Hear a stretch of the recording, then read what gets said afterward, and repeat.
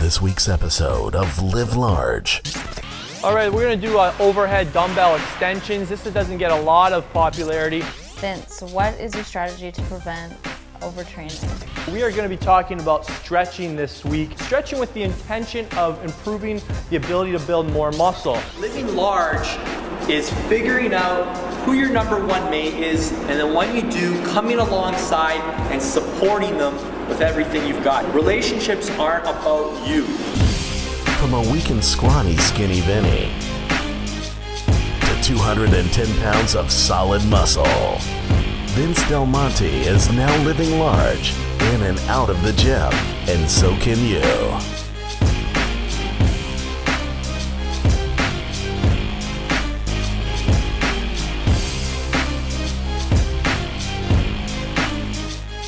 All right, we're gonna do overhead dumbbell extensions. This doesn't get a lot of popularity, but I find it's really effective of hitting at least 2 to 3 heads on your tricep. Now, one thing I see a lot of guys doing a mistake on when they're doing this is their elbows are flared out like that. Now, this puts a lot of stress on your elbows. To correct that, turn your elbows in. Essentially, you want your biceps as close to your ears as possible, and then extend out. Make sure your lower back is pushed in to the bench seat and fully extend. So not like that, like that. Now make sure you use your shoulder to lower it, both hands to bring it back down, and you won't pull anything. Really, really good exercise. I recommend you have someone stand behind you as well, just in case you're going extra heavy, and they can help spot you near the end so you don't lose it. Welcome to Ask Vince. Vince, what is your strategy to prevent overtraining? Just making sure that's my wife under that Italia hat there. Even though Flap's not representing, she's representing her better half today. I'm just kidding. Her other half. All right, so recovery techniques. Number 1 is sleep, getting 7 to 9 hours a night. And I like to get it starting earlier, so I like to go to bed at 11 p.m. instead of going to bed at 1 and getting 7-9 hours sleep. I find the earlier you get to bed, the better the quality of the sleep, the deeper it is, the more growth hormone that's released. So try going to bed earlier and waking up earlier instead of the other way around, and I strongly believe you'll have a better experience and better recovery. Number 2, this is something I learned from my running days. We used to go in the cold shower, actually in a cold tub, like 55-degree water, and we'd sit in it for 10 minutes. And this allowed us to get back onto the roads and run 20 plus miles a day. And this is pretty grueling. You need some big cajones to handle this one, but if you can get into a cold shower after your grueling weight training workouts, you'll flush out a lot of lactic acid. This helps a lot. A lot of people don't talk about this. The third thing is stretching. I like to employ a 1-to-2 ratio of stretching to weight. So if you're doing weights 3 hours a week, you should be stretching at least 1.5 hours a week. Whether you do static or dynamic or hot yoga, I don't really care. Just stretch for a 1-to-2 ratio. And obviously nutrition. We'll talk about nutrition in another video. But one other thing is I like to take mini breaks. So it looks differently depending on what my goals are. Sometimes I'll take a week off every 12 to 16 weeks. Sometimes I'll take a week off every 3 weeks. Depends on the program. The bottom line is that there's planned recovery, but you have to earn that recovery. You don't just take recovery for the sake of recovery. I use my body as the feedback source as well, not a book that says you should take it at 12 or 16 weeks. I listen to my body. One last thing about overtraining, I find that it gets far too much credit, more than it deserves. Very few people can actually overtrain their bodies. You can overreach, but challenge yourself. It's better to be closer to a state of overtraining than undertraining, and that's what I find. Most of the time, people are more worried about how little they should be doing and instead of how much they should be doing. So switch that mindset around and find out for yourself. Your body will tell you. A textbook can't tell you if you're going to overtrain. A coach isn't going to be able to tell you. Your body will tell you, and listen to it, and then you can learn and you can document, how many weeks did it take before you got to that state.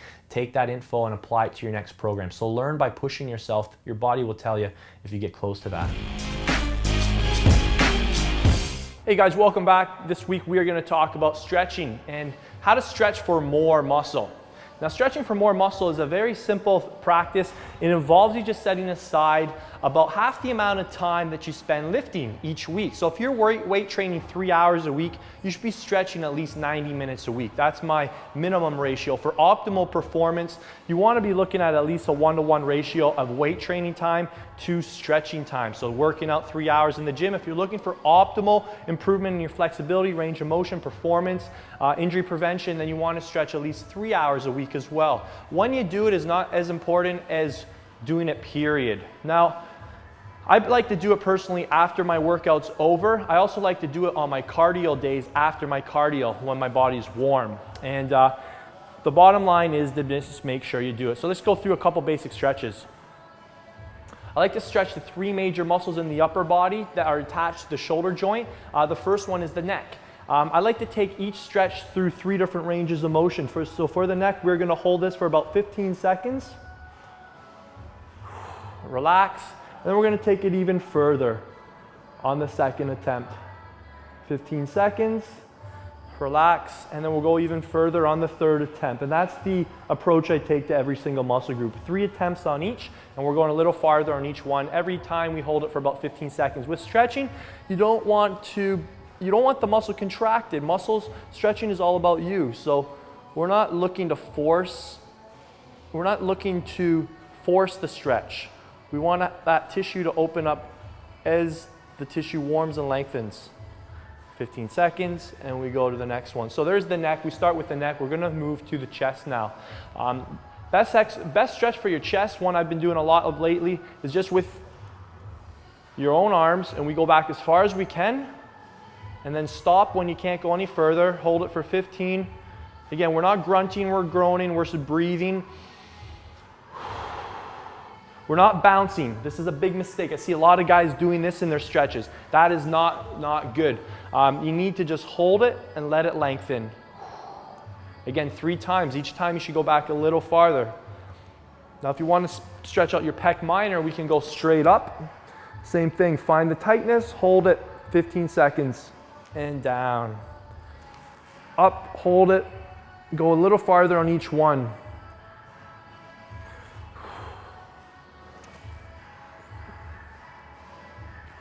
Rear delts, again, I just stick to the basic one. I like to pull my shoulder back and bring it across my body.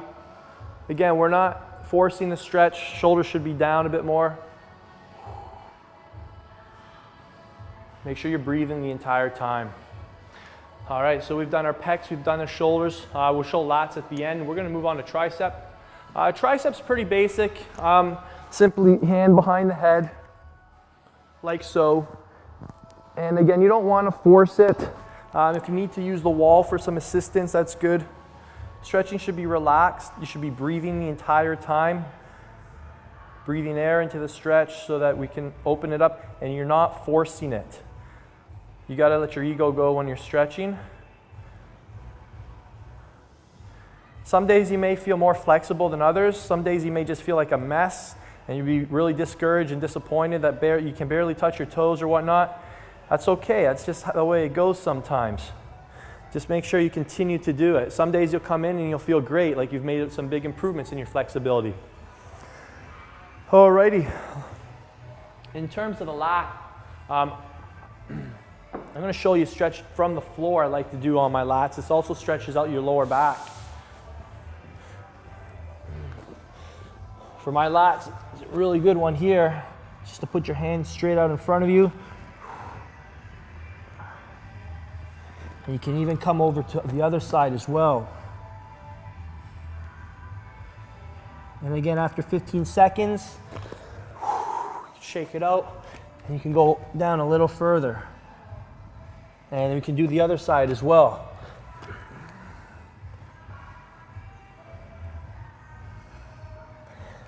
Okay, next we're going to move into the lower body. We're going to hit those big muscles that prevent or allow mobility around your hip joint. The first one is the giant psoas muscle, the hip flexor. This is my stretch I like to do. And again, we're not forcing it. We're not bouncing. We're not trying to do anything that won't naturally happen. I'm going to teach you guys a little tip here. This is known as P&F stretching. A way to tire out the muscle quickly is by contracting it so the muscle tires quicker so we can get more length in it. For example, on this stretch, I can push my foot into this bench and then relax and go back a little farther. I can do that multiple times to tire out the psoas muscle so we can get more range of motion quicker. Same thing with the quad. If we want to do that from a standing position,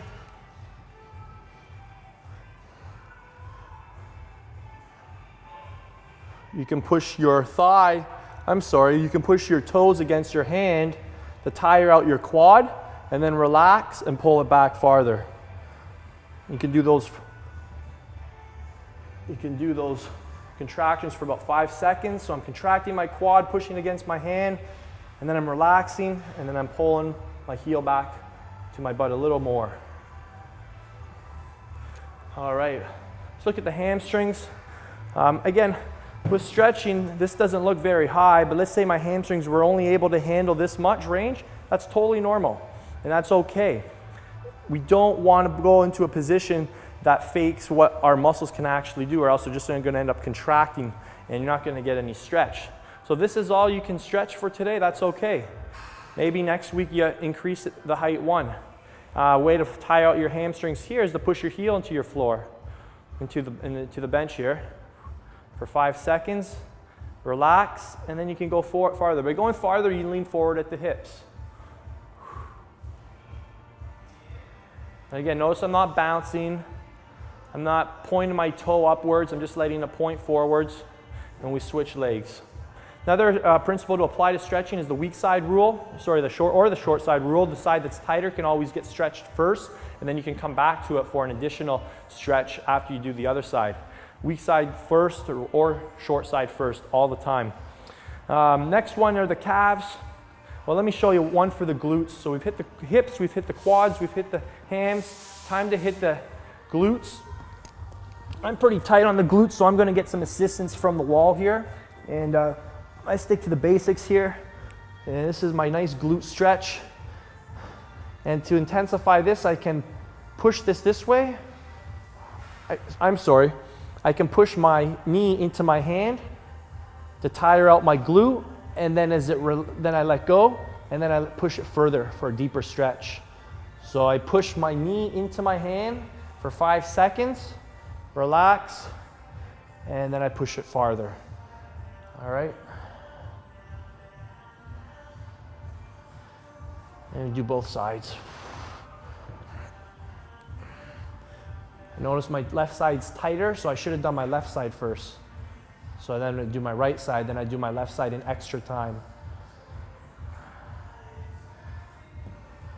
And last but not least, the calves. A lot of guys have a hard time squatting because of tight calves, believe it or not. I just like the basic calf stretch against the wall here, holding that. And to get it deeper, you can put your foot back farther. And don't forget, you can stretch different angles of your calf as well. You put your leg inside. You can also put your outside leg here.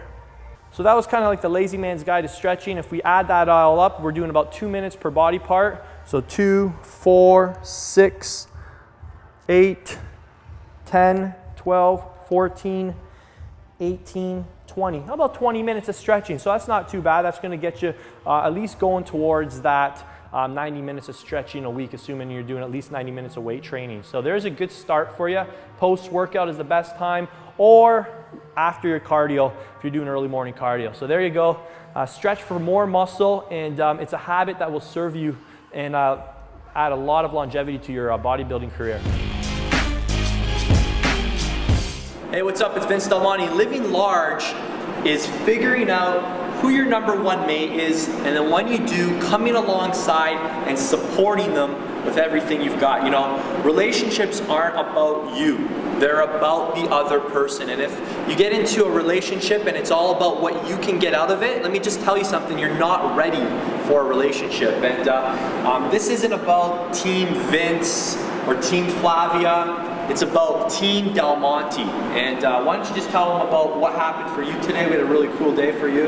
Yeah, it was my first photo shoot today, and totally out of my comfort zone, and my husband was here being my #1 fan and supporter, so. Yeah, we just photographed with Rick Schaff, one of the top industry photographers, and you know, one of the cool things about our relationship is that we're very supportive of each other's goals. One analogy I like to use is relationships are kind of like a race, and the first thing is to make sure that you're in the same race. So I got to make sure she's not running the 100-meter dash and I'm running a marathon. Next, we have to make sure we're running towards the same end destination. Next, we got to make sure we're running at the same pace. And if I'm running a little faster, I've got to be the kind of guy that wants to make sure that I'm waiting and encouraging her to keep up. We got to make sure we're running side by side and we're moving in the same direction. If you're with somebody who's not heading in the same direction as you, that's a red flag right there. I think that's a big thing, and the last thing that we've discovered about relationships, and again, we are not relationship experts by any means. We're not putting out any books or DVDs on this subject whatsoever. We just want to share what living large means to us in terms of relationships. But we figured out, you tell them about the grass is greener little thing we got. Well, the grass is not greener on the other side. The grass is greener where you water.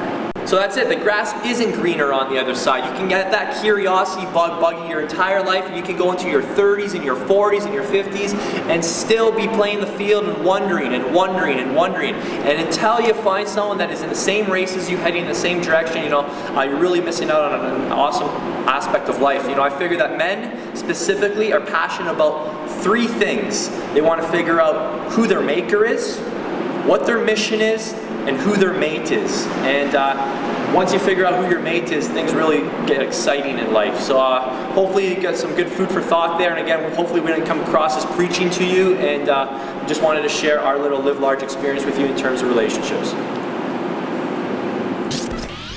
Click subscribe so you don't miss a single episode. Don't forget to show some love and click the like and share button.